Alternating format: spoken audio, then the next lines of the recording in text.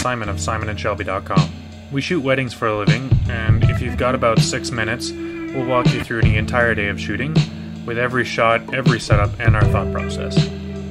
We lay out our gear for cleaning, testing, and charging all the night before, and pack it up with a checklist in the morning. If you're interested in what we pack, we made a video for that as well.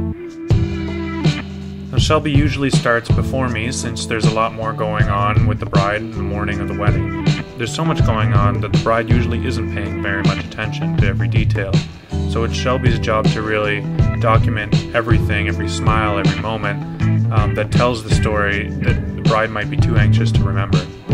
She spends a good amount of that time getting the details, the dress, the rings, and the little things that went into the bride and her friends' prep. Shelby shoots primarily with a portrait lens and a macro for some of the detail shots. She rarely uses flash for these shots and relies more on natural reflectors and selective shadows. Getting married can be a whirlwind, so it's important to keep the story in mind as we shoot, because it's through the photos that a lot of the memories are being preserved.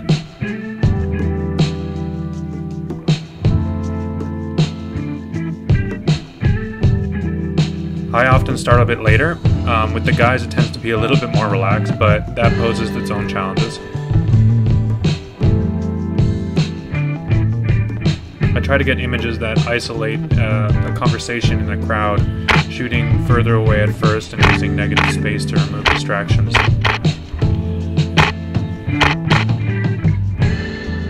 When they are getting ready, it tends to be really quick, so I don't have a lot of time to get everything I need.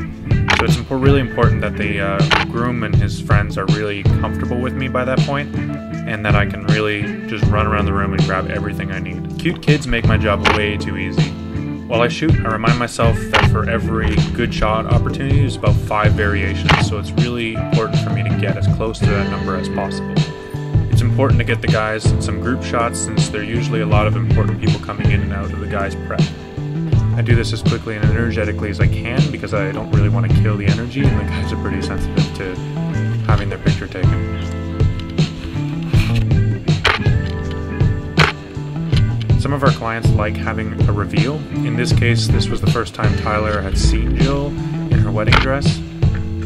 He was an emotional mess, but that's why we love him. You can see Shelby there on the left for a second. When we get back together, we make sure to never be shooting over each other's shoulders.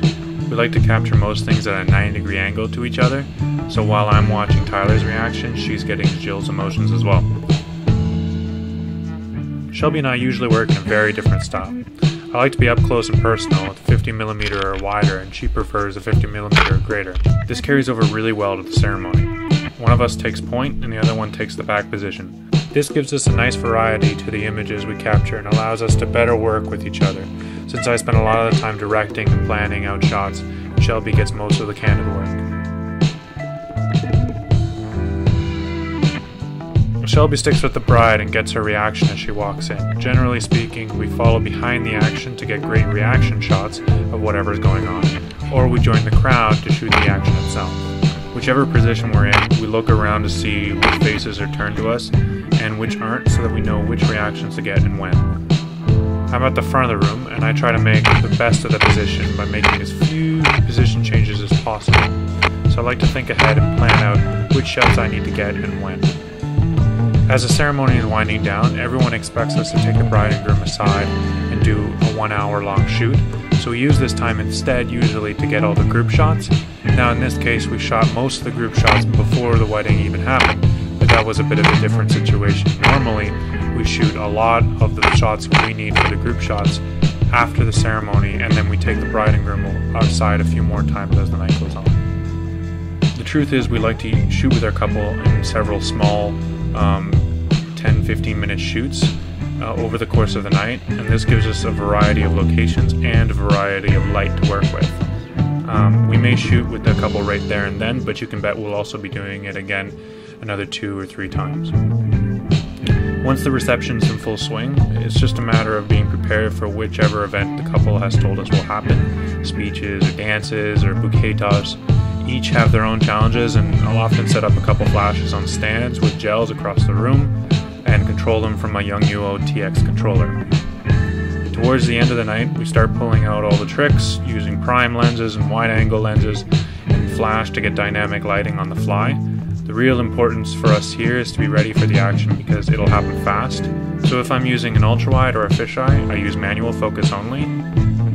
I'm shooting full manual and doing a fair bit of legwork, moving throughout the room regularly to try and get a good candid of every guest. We keep working like this until we stop getting good candids of people, and it's usually because the drinking and the dancing has gotten a little bit too ridiculous for good pictures, at which point we usually put our cameras down and join in on the dancing. If you're interested in our work, you can check out our full portfolio at www.shelbyandsimon.com. And thank you for watching.